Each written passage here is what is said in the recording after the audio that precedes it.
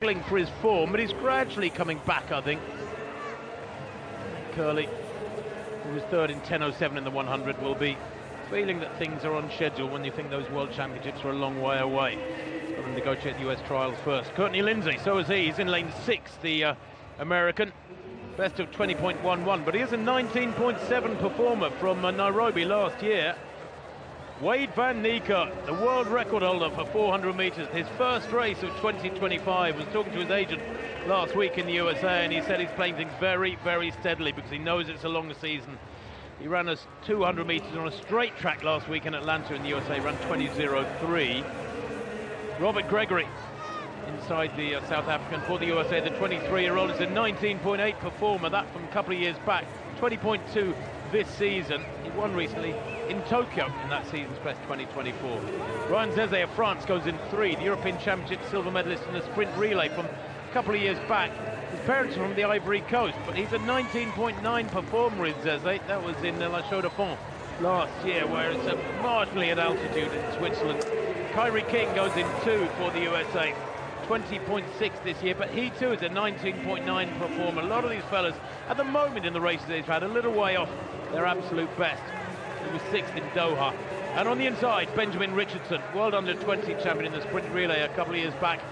He was 7th in Miramar, Florida last week in 20.62. A couple of weeks back, 20.62. Big fella Richardson too on the inside, 6'3". He won't really enjoy that tight inside lane. Van Niekerk, well, how can he go here? He's a super racer, 32 years old. He's had a lot of injury problems. Remember, when he set the world record for 400 in Rio back in 2016, 9 years ago now, he injured his knee the following winter with a, in fact, just a year or so later, playing touch rugby. He did really bad damage. It took him 2 or 3 years to get back, but he does have great 200-meter speed. He's fabulous over 200. One of those few have gone under 10 for 200, 100, under 20 for 200.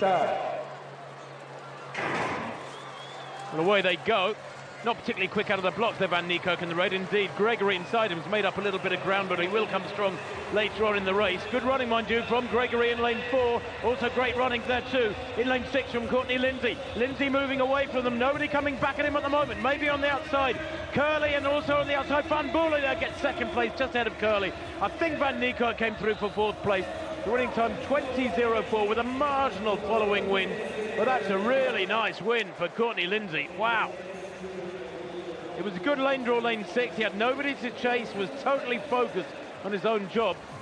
And 20.04 is a season's best for him, and he misses the meeting record by 1/100th of a second. That meeting record, by the way, is going to take some catching. It was by De Grasse back in 2017, 8 years ago now, by Andre De Grasse, the Canadian. Yeah, he got a pretty good start. Difficult because he's got no lane outside him. Yeah, empty lane for Tobago. Curly just labouring around the bend for me. Van Boele comes back at him, but you know, Courtney Lindsay had to scrap down the home straight in Doha last week, and he just missed out on holding off Tobago.